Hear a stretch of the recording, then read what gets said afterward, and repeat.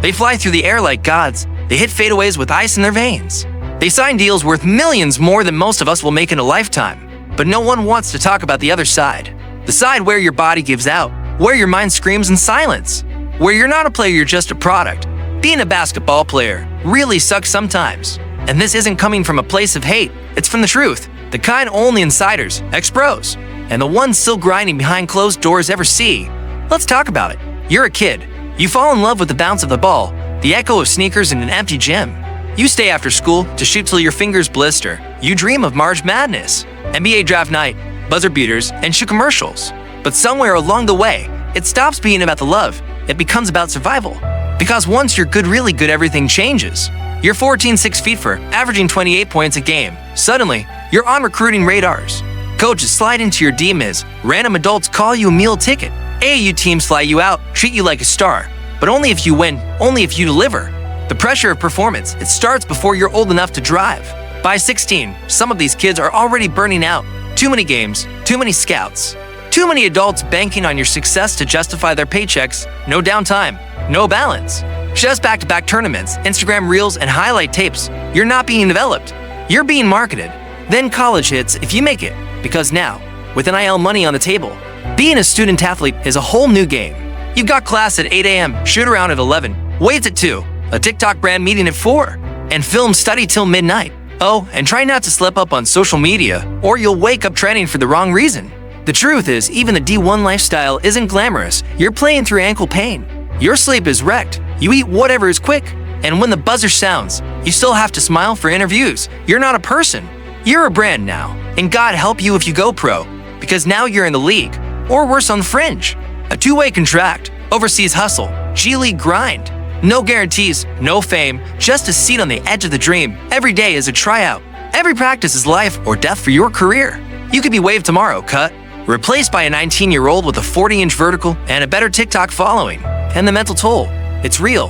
The anxiety before games, the pressure to always perform, the knowledge that one bad week and it's over. No one cares what you did last season, only what you're doing right now. You wake up stiff, your knees creak. You ice your body every night, but you're still expected to go 100%, like you're not carrying 6 lingering injuries and a sleep schedule. That hasn't been normal since college. They say ball is life, but what if life hurts every time you ball? And let's talk about the money.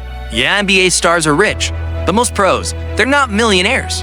They're fighting for contracts, for roster spots, for relevancy. One injury, and they're forgotten. One tweet, and they're canceled. One slump, and the critics come for blood. You think they don't read the comments? They do. They scroll just like you, and it eats at them. Some guys can't go to the grocery store without getting roasted. Can't miss a free throw without being a meme for a week. They don't get to mess up. They don't get to breathe. And don't even get me started on social media. You drop 30 points, nobody cares. You fumble the inbound once and boom, it's viral. Every mistake becomes content. Your pain becomes punchlines, and the worst part, sometimes the hate comes from the people who claim to love you the most. Coaches, fans, teammates, even family. Because when you're the one, people expect you to save everyone, and when you can't, they turn hard. Now imagine going through all that and still trying to stay locked in, still trying to find joy in the game, still trying to protect your peace when your name is trending for all the wrong reasons. And mental health, it's real, but the locker room isn't always a safe space for it. Say you're struggling? You might get benched, labeled soft, told to man up. So what do most players do? They stay quiet. They suffer in silence. They internalize it until something breaks. The crazy part, no one wants to talk about this. No coach puts emotional trauma on the injury report, but it's there. Every night, every game, every shot that feels like your whole future depends on it. And yet they keep playing. They lace up, tape ankles, numb out the pain. Because the game isn't just what they do, it's who they are. But sometimes it swallows you whole. You lose relationships, you miss milestones, birthdays, funerals, graduations. While everyone else is living, you're flying to another city, warming up in another cold arena, acting like nothing outside the court exists. And even when you're physically there, you're not really there. Your mind is running plays, calculating matchups, reviewing mistakes, preparing for the next battle that never ends. You've got everything people think they want: endorsements, followers, money. But you also have things they never see: anxiety, fear of failure, insomnia, and the crushing expectation to never slip, not even once.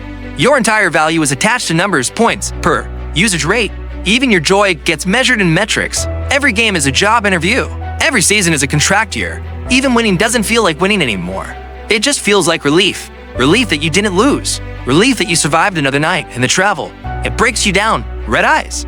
Hotel rooms with no windows, time zones that wreck your sleep cycle. You're in New York today, Dallas tomorrow, LA by the weekend.